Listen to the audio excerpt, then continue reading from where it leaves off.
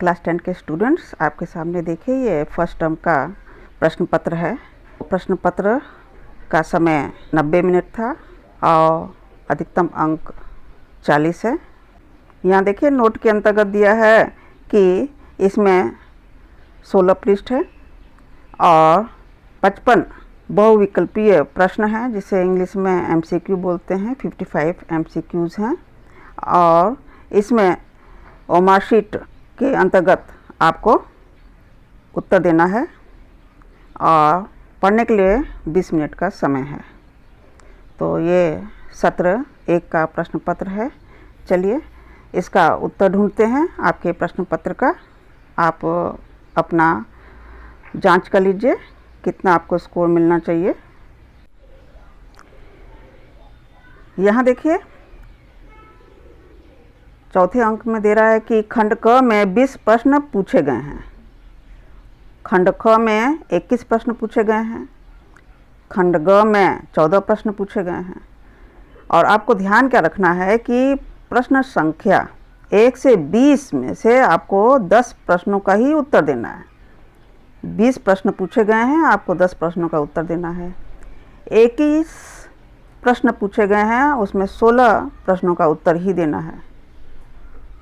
खंड ग में 14 प्रश्न पूछे गए हैं और उसमें से आपको सभी प्रश्नों का उत्तर देना है। तो इस तरह से आपको देखिए कितना विकल्प दिया गया है उत्तर देने के लिए। देखिए खंड क का प्रश्न अपठित गद्यांश पे आधारित है। यहाँ 1-1 अंक का प्रश्न है। 10 अंक में आपको 2 गद्यांश का उत्तर देना है। तो पहला दिया यहाँ पर, नीचे 2 अपठित गद्यांश दिए गए हैं। किसी एक गद्यांश को ध्यानपूर्वक पढ़िए और उस पर आधारित प्रश्नों के सही उत्तर वाले विकल्प चुनिए। तो यहाँ 2 गद्यांश में से किसी एक गद्यांश को आपको सिलेक्ट करना है। तो उम्मीद करती हूँ कि आप ऐसा ही उत्तर दिए होंगे। चलिए इसको पढ़ के देखते हैं आपका उत्तर कितना सही हो सकता है।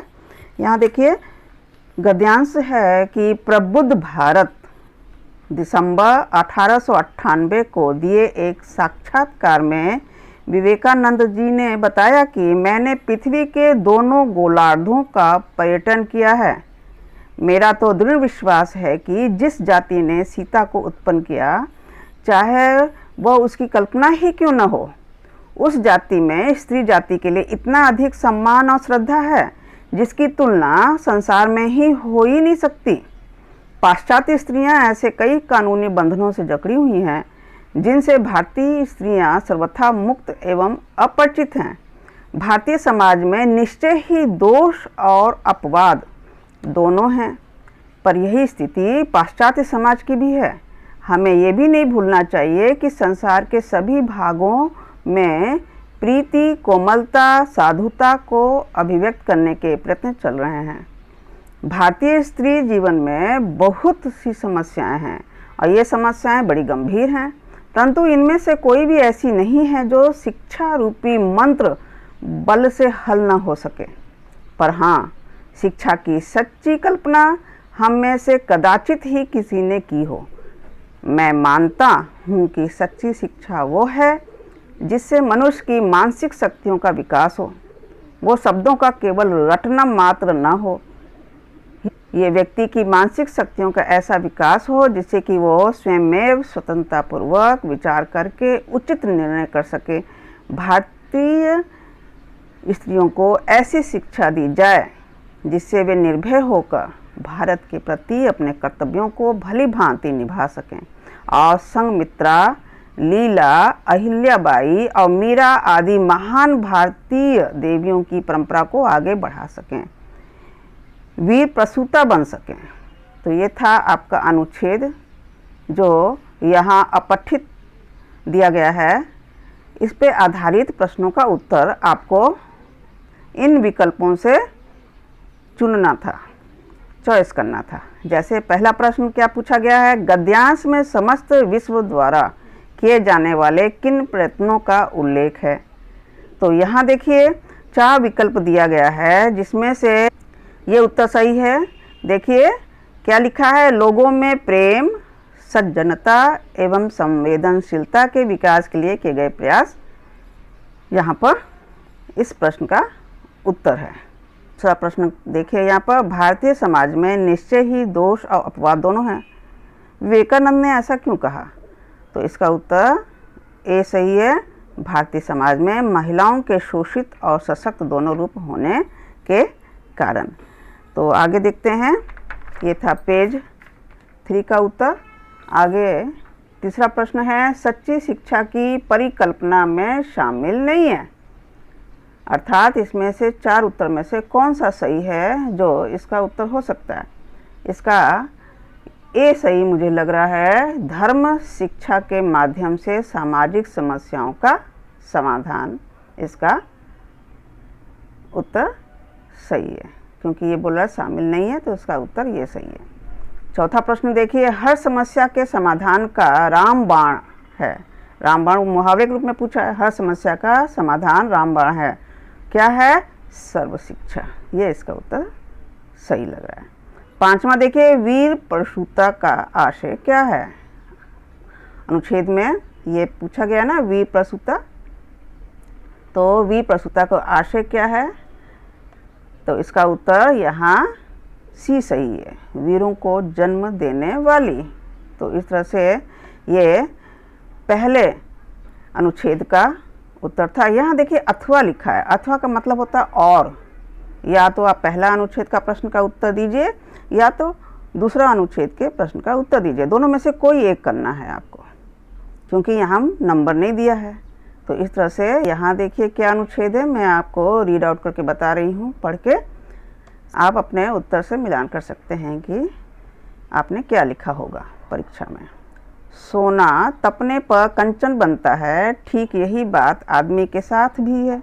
हमारे धर्म ग्रंथों में कहा गया है कि दुनिया में सबसे दुर्लभ आदमी का शरीर है। सारे प्राणियों में आदमी को ऊंचा माना गया है, और वह इसलिए कि आदमी के पास बुद्धि है, विवेक है। संसार में जितनी चीज़ें आविष्कृत हुई हैं सब बुद्धि के जोर पर हुई हैं। आज हजारों मील की यात्रा घंटों में हो जाती है, ये सब आदमी की बुद्धि से ही संभव हुआ है। जिसके पास इतनी चीज़ें हों वो धन या दुनियादारी की चीज़ों के पीछे भटके, ये उचित नहीं है। बुद्धि का प्रयोग उसे बराबर आगे बढ़ने के लिए करना चाहिए। जिन्होंने ऐसा किया है उन्होंने मानवता की बड़ी सेवा की है, उनका नाम अमर हो गया है। धन का खोट आदमी को तब मालूम होता है जब वो खरा बनने लगता है। खरा बनने का अर्थ ये नहीं है कि इंसान घर बार छोड़ दे, जंगल में चला जाए और भगवान के चरणों में लौ लगाकर बैठा रहे। बहुत से लोग ऐसा करते भी हैं, पर ये रास्ता सबका रास्ता नहीं है। दुनिया में ज़्यादातर लोगों का वास्ता अपने घर के लोगों से ही नहीं, दूसरों के साथ भी पड़ता है। उत्तम पुरुष वह है जो अपनी बुराइयों को दूर करता है और नीति का जीवन बिताते हुए अपने देश और समाज के काम आता है, सबसे प्रेम करता है और सबके सुख दुख में काम आता है। तो ये अनुच्छेद था अथवा के रूप में। आपको जो अनुच्छेद आसान लगता है उत्तर देने के लिए आप इसमें से सिलेक्ट किए होंगे। तो देखिए इस पर आधारित ये प्रश्न है। यहाँ 5 खत्म होता, जरूरी नहीं कि आप 6 शुरू कीजिए, क्योंकि अथवा है। अगर आप 5 तक किए हैं तो फिर आपको प्रश्न दूसरा चूज करना पड़ेगा, ये आपका विकल्प के रूप में है। छठवां देखिए यहाँ पे दिया है, बुद्धि विवेक का प्रयोग किस कार्य में होना चाहिए? तो 4 उत्तर में से सी सही है, निरंतर स्वयं का विकास करते रहने में। 7वां देखिए, सभी प्राणियों में मानव को सर्वश्रेष्ठ क्यों माना गया है? यहाँ देखिए ए उत्तर सही है कि उसके पास मौजूद बुद्धि और विवेक के कारण। 8वां प्रश्न है, धन की निरर्थकता का एहसास कब होता है? तो इसका उत्तर सी सही है, ये पता चलने पर कि इससे प्राप्त सुख वास्तविक नहीं है। 9वां प्रश्न है, धर्म ग्रंथ किसे दुर्लभ बताते हैं? इसका उत्तर है मानव तन को। प्रश्न देखिए 10वां प्रश्न, श्रेष्ठ कौन है? प्रेम और मानवता में विश्वास करने वाला। इसका उत्तर ए सही है, प्रेम और मानवता में विश्वास करने वाला। तो ये था पहले प्रश्न का 2 अनुच्छेद, उस पर आधारित प्रश्न। अब आइए आपको अब यहाँ दूसरे प्रश्न के अंतर्गत 2 अनुच्छेद दिखाई दे रहा है यहाँ पर। इसमें से कोई एक सिलेक्ट करना था। आप देखिए कि आपने ऐसा ही किया होगा, कोई एक इसमें से सिलेक्ट किए होंगे, क्योंकि यहाँ अथवा दिया है। तो यहाँ देखिए वही बात यहाँ भी लिखा है। नीचे 2 गद्यांश दिए गए हैं, किसी एक गद्यांश को ध्यानपूर्वक पढ़िए और उस पर आधारित प्रश्नों के सही उत्तर वाले विकल्प चुनिए। तो पहले हम लोग अनुच्छेद पढ़ लेते हैं तो उत्तर भी ढूंढने में आसान होगा। तो देखिए अनुच्छेद में क्या लिखा है। मध्य प्रदेश के देवास जनपद में लोगों के संकल्प और पुरुषार्थ से 1067 तालाब बनाए गए। पर्याप्त संख्या में तालाब न होने से मध्य प्रदेश में पानी की कमी बनी रहती है, लेकिन देवास में पानी की किल्लत खत्म हो गई है। ऐसा ही संकल्प अगर देश के हर गांव और कस्बे में रहने वाले लोगों में आ जाए तो पानी को लेकर हाहाकार की स्थिति किसी गांव में नहीं होगी। परंपरागत तालाब संस्कृति को पुनर्जीवित किए बिना हर गांव में तालाब संस्कृति का पुनर्वास नहीं हो सकता। आज देश के 254 जिलों में पानी की भारी किल्लत है। इससे यहाँ की आबादी को उसकी ज़रूरत के मुताबिक पानी नहीं मिल पा रहा है। पानी का अत्यधिक दोहन और पानी की खपत बढ़ने के कारण पिछले 30-40 वर्षों में पानी की समस्या तेज़ी से बढ़ी। एक तरफ तो पानी के प्रति व्यक्ति मांग निरंतर बढ़ती जा रही है, वहीं दूसरी ओर देश की आबादी भी लगातार बढ़ रही है। ऐसे में पानी की मांग बढ़ेगी और उसकी उपलब्धता कम होती जाएगी। केंद्रीय मौसम विज्ञान के अनुसार देश की कुल वार्षिक वर्षा 1170 मिलीमीटर होती है, वो भी महज 3 महीने में। लेकिन इस अकूत पानी का इस्तेमाल हम महज 20% ही कर पाते हैं, अर्थात 80% पानी बिना इस्तेमाल यूं ही बह जाता है। अगर बरसात के पानी को संरक्षित करने की योजना पर अमल करें तो पानी की कमी से ही छुटकारा नहीं मिलेगा, बल्कि पानी को लेकर होने वाली राजनीति से भी हमेशा के लिए छुटकारा मिल जाएगा। तो ये था अनुच्छेद और उस पर आधारित प्रश्न का उत्तर ढूंढते हैं। देखिए 11वां प्रश्न है, जल को लेकर होने वाली राजनीति को कैसे दूर किया जा सकता है? जल को लेकर होने वाली राजनीति को कैसे दूर किया जा सकता है? इसका उत्तर डी सही है, जल संरक्षण की योजना पर अमल करके। 12वां प्रश्न देखिए, देवास निवासियों की जल समस्या का समाधान हुआ।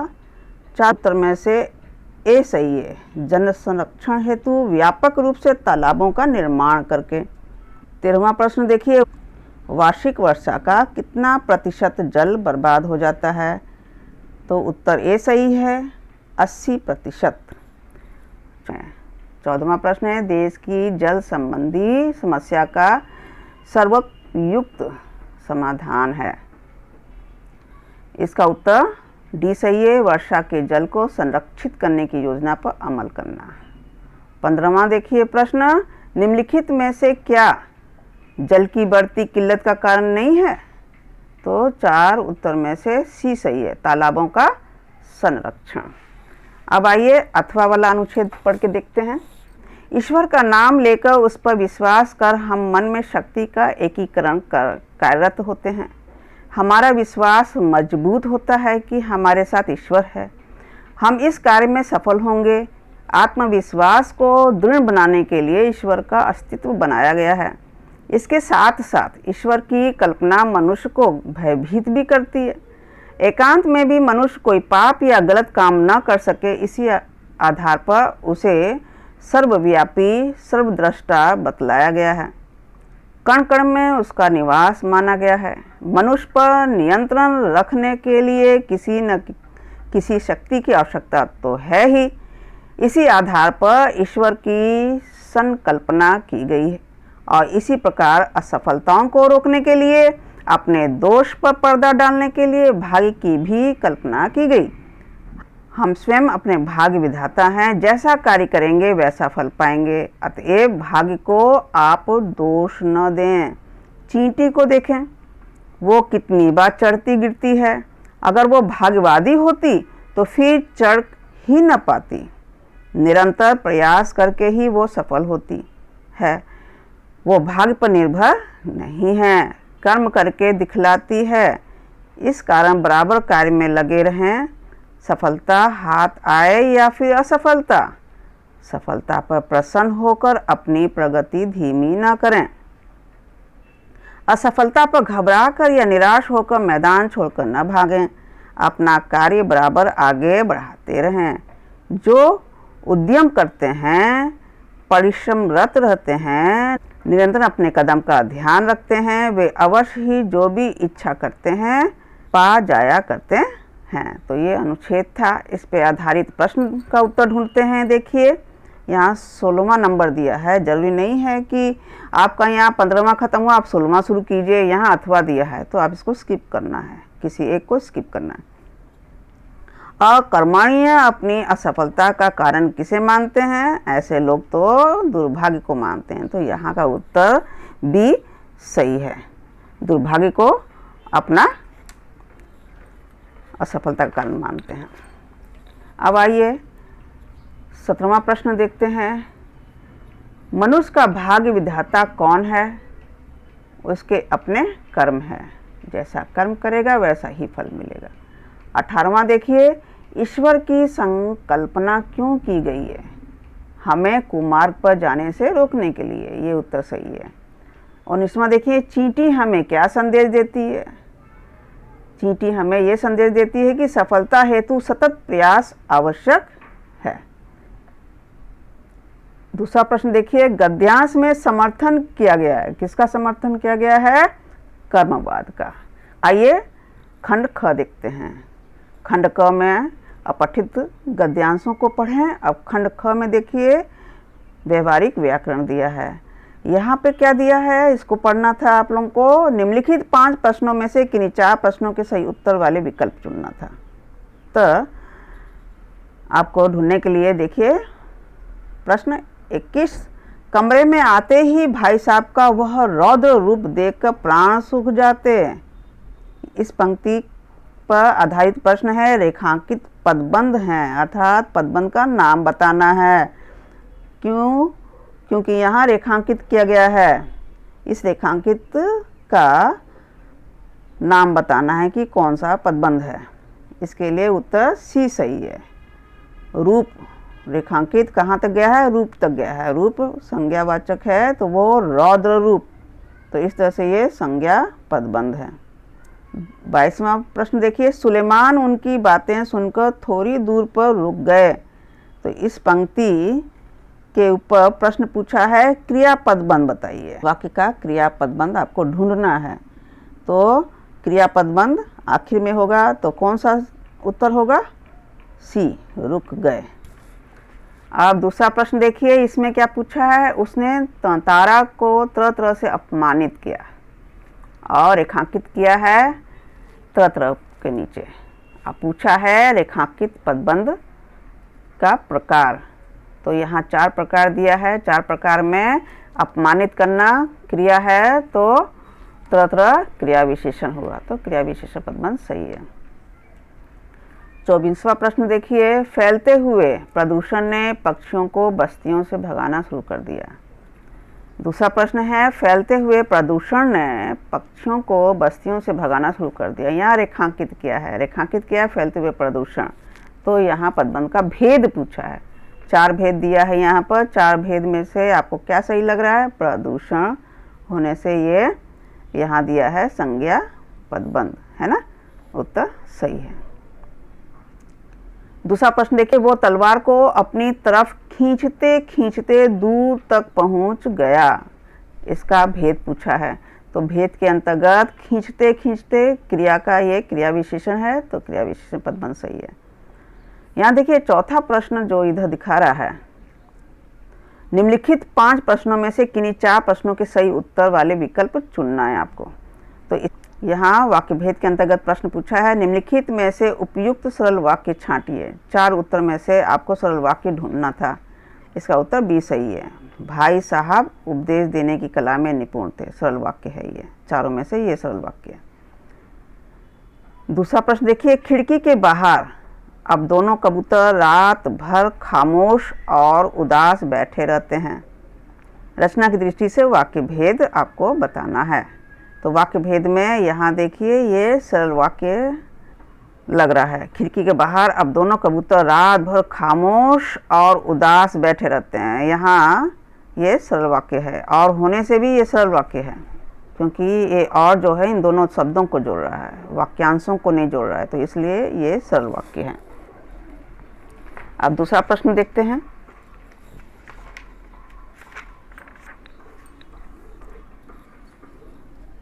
नूह ने उसकी बात सुनी और दुखी हो मुद्दत तक रोते रहे। ये पंक्ति दिया है और इस पर प्रश्न पूछा, इस वाक्य का सरल वाक्य के रूप में रूपांतरित वाक्य कौन सा है। रूपांतरित मतलब इस वाक्य को बदला गया है सरल वाक्य में। नूह ने उसकी बात सुनी और दुखी हो मुद्दत तक रोते रहे। ये 2 वाक्यांश जोड़ा है, संयुक्त वाक्य है, इसको सरल वाक्य में बदला गया है। तो कौन सा सरल वाक्य है इसमें से आपको सही लग रहा है? ब सही है। नूह उसकी बात सुनकर दुखी हो मुद्दत तक रोते रहे, ये सरल वाक्य उत्तर में सही दिख रहा है, ये इसका उत्तर है। निम्नलिखित वाक्यों में संयुक्त वाक्य है। इसमें सब मिक्सअप वाक्य है, मिला जुला है, तो आपको संयुक्त वाक्य ढूंढना है। तो संयुक्त वाक्य यहाँ देखिए, संसार की रचना कैसे भी हुई हो लेकिन धरती किसी एक की नहीं है। यहाँ लेकिन जोड़कर 2 वाक्यांशों को संयुक्त वाक्य बनाया गया है। तो इस तरह से ये उत्तर सही है। दूसरा प्रश्न देखिए, सालाना इम्तिहान में मैं पास हो गया और दर्जे में प्रथम आया। तो रूपांतरित करने पर इस वाक्य को मिश्र वाक्य होगा, मतलब मिश्र वाक्य इसमें से आपको ढूंढना है। मिश्र वाक्य ये यहाँ दिख रहा है डी में, जब सालाना इम्तिहान हुआ तो मैं उसमें पास हो गया और दर्जे में प्रथम आया। तो इसका मिश्र वाक्य यहाँ पे दिखाई दे रहा है। 5वां प्रश्न देखिए, निम्नलिखित 6 प्रश्नों में से किन्हीं 4 प्रश्नों के सही उत्तर वाले विकल्प चुनिए। यहाँ समास का प्रश्न आ गया है। यहाँ एक शब्द दिया है नर हरि, शब्द किस समास का उदाहरण है? हरि का समास विग्रह करेंगे तो नर रूपी हरि। तो इस तरह से ये हो गया आपका कर्मधारय समास, उत्तर सही है। दूसरा प्रश्न देखिए, तत्पुरुष समास का उदाहरण। ये सब कई उदाहरण दिए हैं, उसमें से तत्पुरुष समास का कौन सा उदाहरण है? तो इसका उत्तर ये है, शब्द रचना। तो इसका जब विग्रह करेंगे अपने आप समझ में आ जाएगा, शब्द की रचना। तो इस तरह से की कारक चिन्ह है, तो तत्पुरुष समास इसका उत्तर सही है।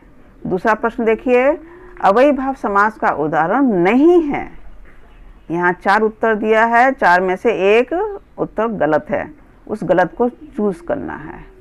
तो देखिए इसमें से बेवक्त, बेकार, बेरा, बेहतर, तो ये जो है अव्यय शब्द किसी शब्द में नहीं जुड़ा है। तो इस तरह से ये उत्तर इसका सही है। इस प्रश्न का उत्तर बेहतर सही माना जाएगा। तो दूसरा प्रश्न देखिए, आंच रहित शब्द के लिए सही समास विग्रह है। तो आंच रहित का विग्रह करने से क्या होगा? आंच से रहित, ये उत्तर सही है। दूसरा प्रश्न देखिए, उत्तर पद प्रधान होता है। जैसा कि आप लोग जानते हैं, एक समासिक पद में 2 पद होता है, एक पूर्व पद होता है, एक उत्तर पद होता है। तो किस समास में उत्तर पद प्रधान होता है? यहाँ 4 समास का नाम दिया है, तो तत्पुरुष समास का उत्तर पद प्रधान माना जाता है। तो इस तरह से उत्तर डी सही है इसका। दूसरा प्रश्न देखिए, शब्दहीन शब्द के लिए सही समास विग्रह और भेद का चयन कीजिए। तो शब्दहीन, शब्द से हीन, तो सबसे हीन इसका विग्रह है, तो सबसे हीन कहाँ पे है? डी उत्तर, शब्द से हीन तत्पुरुष समास का ये सही विग्रह है। निम्नलिखित 5 में से किन्हीं 4 प्रश्नों के सही उत्तर वाले विकल्प चुनिए। तो आपको 4 प्रश्नों का उत्तर लिखना है ये दिए हुए प्रश्नों में से।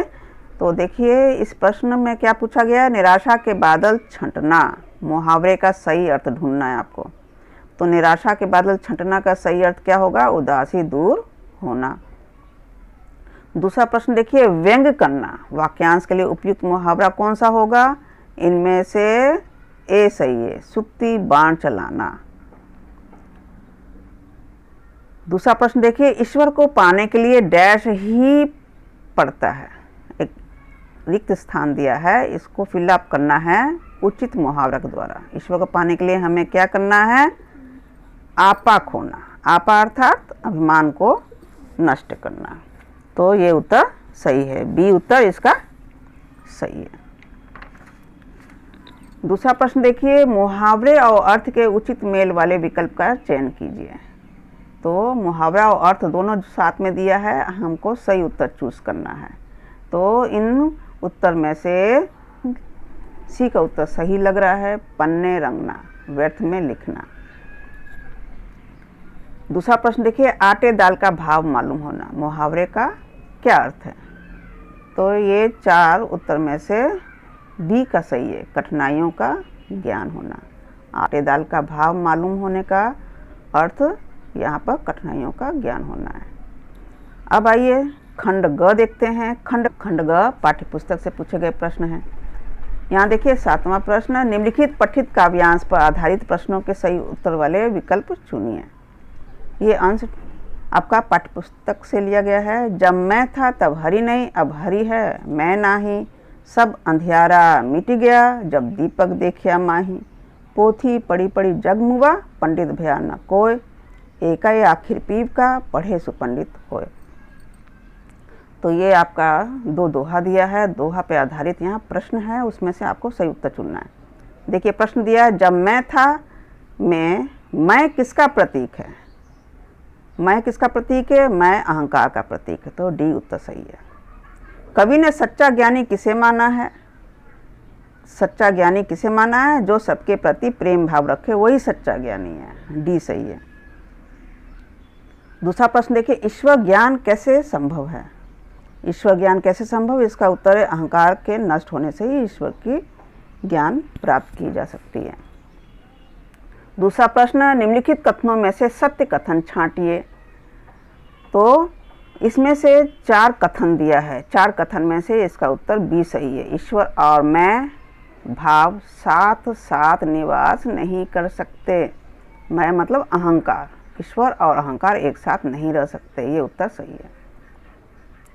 दूसरा देखिए, ये पाठ्यपुस्तक से गद्यांश का अंश है, इस पे प्रश्न पूछे गए हैं। तो गद्यांश पढ़ के देखते हैं पहले। वामिरो घर पहुंचकर भीतर ही भीतर कुछ बेचैनी महसूस करने लगी। उसके भीतर तांतारा से मुक्त होने की एक झूठी छटपटाहट थी। एक झल्लाहट में उसने दरवाजा बंद किया और मन को किसी और दिशा में ले जाने का प्रयास किया। बार बार तांतारा का याचना भरा चेहरा उसकी आंखों में तैर जाता। उसने तांतारा के बारे में कई कहानियां सुन रखी थी। उसकी कल्पना में वो एक अद्भुत साहसी युवक था, किंतु वही तारा उसके सम्मुख एक अलग रूप में आया, सुंदर, सभ्य, बलिष्ठ, किंतु बेहद शांत और भोला। उसका व्यक्तित्व कदाचित वैसा ही था जैसा वो अपने जीवन साथी के बारे में सोचती रही थी, किंतु एक दूसरे गांव के युवक के साथ संबंध परंपरा के विरुद्ध था। अतएव उसने उसे भूल जाना ही श्रेयस्कर समझा। तो यह अंश आपके पाठ्य से लिया गया है, इस पर आधारित प्रश्न पूछा गया है। चलिए प्रश्न देखते हैं। वामिरो के भीतर तांतारा को भूलना क्यों आवश्यक था? इसका उत्तर यहाँ डी सही है। दूसरे गांव के युवक से संबंध रखना परंपरा के विरुद्ध था, इसलिए। दूसरा प्रश्न देखिए, वामिरो घर पहुंचकर कैसा महसूस कर रही थी? इसका उत्तर इन चारों में से ये सही है, असहज महसूस कर रही थी, उसे अच्छा नहीं लग रहा था। आइए दूसरा प्रश्न देखते हैं। तांतारा से मुक्त होने की झूठी छटपटाहट का आशय, आशय कौन सा सही है इसमें से? डी, वो तारा के तौर तरीके से बहुत अधिक प्रभावित थी, उसे ये पसंद आया था। दूसरा प्रश्न देखिए, वामिरों की कल्पना वाला तारा कैसा था? तो ये अभी पढ़े थे हम लोग, अनुच्छेद में दिया था, अद्भुत साहसी रूप। पांचवा प्रश्न देखिए, गांव की क्या परंपरा थी? गांव की क्या परंपरा थी? दूसरे गांव के युवक से संबंध निषेध की। ये उत्तर बी सही है। अब एक और अंश दिया गया है आपके पाठ्य पुस्तक से, ये भी करना है। इसमें क्या पूछा है? निम्नलिखित पठित गद्यांश पर आधारित प्रश्नों के सही उत्तर वाले विकल्प चुनिए। 5 अंक का है ये देखिए, बाइबल और दूसरे पावन ग्रंथों में नूह नाम के एक पैगंबर का जिक्र मिलता है। उनका असली नाम लश्कर था, लेकिन अरब में उन्हें नूह के लक़ब से याद किया जाता है। वो इसलिए कि वो सारी उम्र रोते रहे। इसका कारण एक जख्मी कुत्ता था। नूह के सामने से एक बार एक घायल कुत्ता गुजरा। नूह ने उसे दुत्कारते हुए कहा, दूर हो जा गंदे कुत्ते। इस्लाम में कुत्तों को गंदा समझा जाता है। कुत्ते ने उनकी दुत्कार सुनकर जवाब दिया, न मैं अपनी मर्जी से कुत्ता हूँ और न तुम अपनी पसंद से इंसान हो। बनाने वाला सबका तो वही एक है। इस पर ये देखिए